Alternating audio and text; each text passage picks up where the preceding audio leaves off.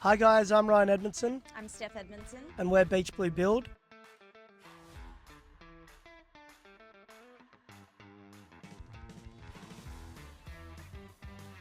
We're over here at lovely Merewether Beach at the moment, starting our build series of a development that we just acquired around the corner, 30 Kempster Road, Merewether. We're going to be doing a high-end architectural build here and we want to take you guys along the journey from start to finish. A little bit about ourselves, we're a Sydney-based high-end architectural builder. We do all our jobs down in Sydney and we've just started dabbling our feet up here on more of a development scale. I am residential based. I did my apprenticeship as a carpenter and joiner in Sydney. Absolutely love my job, love being around the boys, love building. And my sister next to me, she's from the commercial game. And then probably she can talk a little bit about herself and how we're joining forces. Yeah, so my experience is in client-side project management. I was a client-side project manager for about 10 years in the commercial sector. Probably talking over a lot of dinners at the dinner table, Ryan and I probably realised that our skills could be quite complementary, and his business is amazing, what he does is incredible, and I thought, well, may as well join forces and see Why where not? this takes us. So I only very recently left the corporate world and I've come over now, so it's exciting. She's in the polo now. So yeah, a little bit more about the site. So we were looking around a lot of different areas up here. There's a lot of potential and a lot of potential around these suburbs, and a bit more affordable to jump in as a development as compared to Sydney. So we were looking around Charlestown. We're looking Maitland. We're looking over in the suburbs, Cameron Park, everywhere. Looked at a few places over here in Merewether. We thought that best value we could do, because we are used to doing some complex jobs and we love doing our high end, so we thought we could really bring our touch to a nice beach suburb like this up here. And yeah, as I said, we were going through so many different blocks, but we found this one, and the good thing is we found it with the DA approval, which is one of the things we wanted to get.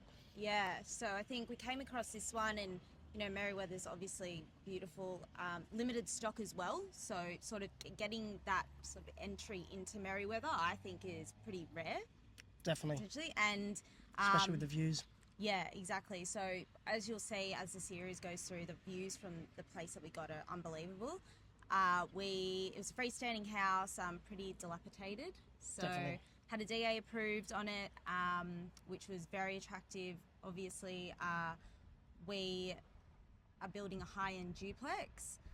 Probably project status at the moment is Well, we've got, like, we did, the good thing about getting this is DA approval and from a pretty good architect, being Weber Architects. They've made very good use of the space that's there at the moment. They've done an awesome design. There's probably a few things we want to change. We wanted a bit of a facelift. We wanted to put our own touch on it, make it a bit softer, make it a little bit more coastal as well. So we were lucky that we did have a good set of architecturals, a good set of engineering, structural, hydraulic, and also geotechnical. One of the big challenges, I guess, or one of the things that we had to do a lot of, I guess, our homework on was the geotechnical side of things. We haven't dealt with coal before. In Sydney, we don't have it, and obviously there's a lot of it up here in Newcastle. So there was a lot of reports, about a 60-page report that we inherited, which basically shows a bunch of boreholes showing a coal seam, which is a Victorian tunnel seam, and how that could impact our structural engineering of how many piles we need, how deep the piles go. So that was probably a big question mark, whether it's worth diving into it or not. So it was good looking through, I guess, a pretty nice set of plans of everything, seeing how beautiful the house looked, seeing the beautiful spot, seeing the views. And then when you start diving a bit more into the paperwork side of the DA, we noticed probably 4 times the amount of conditions we've ever seen before on a residential job. There was so many of them, which obviously if we were to do the job, that takes a lot of time to get all them through. So the strategy behind us, if we were going to get it, was putting forward a longer settlement or a delayed settlement. We thought 6 months wouldn't be accepted, and we thought 3 months was pretty fair. So that's how we basically put forward for the block 3 month extended settlement, and that gave Steph her time to do her magic. Yeah, so we there were 80 conditions on this development, which you just don't see that. I mean, in commercial, yep, easy.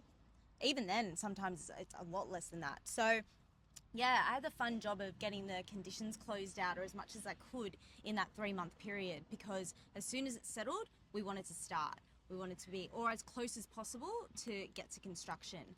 And we basically got there. I reckon about 90% there. One of the issues that we had said authority approvals will be the risk on any project because you can't control the time frame an authority will take to assess or determine anything.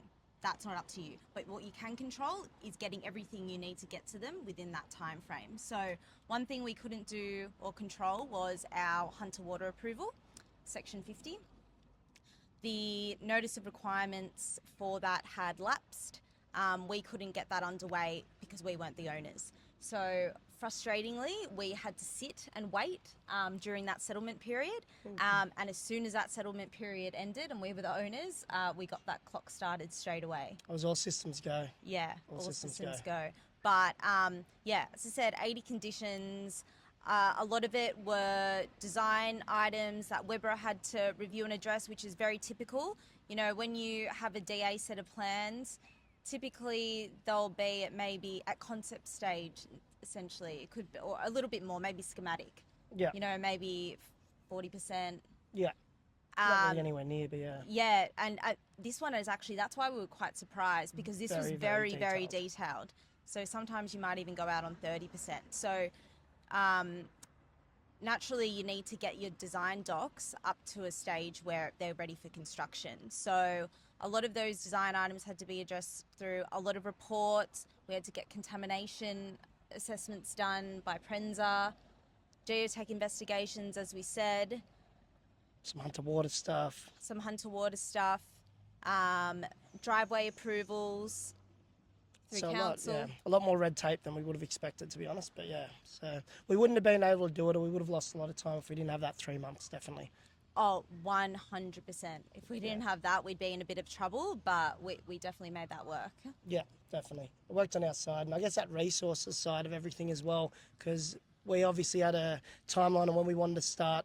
All our resources are in Sydney, all our trades are in Sydney as well, basically. So we did have one of our foremen has come up from Sydney and he's living up here now. So we had him started with one of our trade assistants.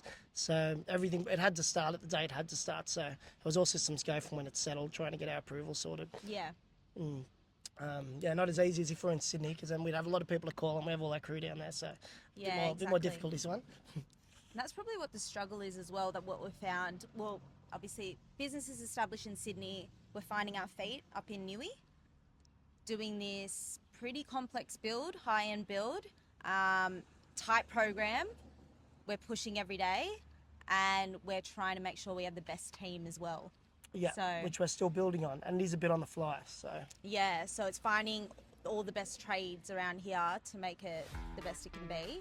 So I'm sure we'll have a few comments on that in the future episodes. Yeah. Thanks for listening to our first episode.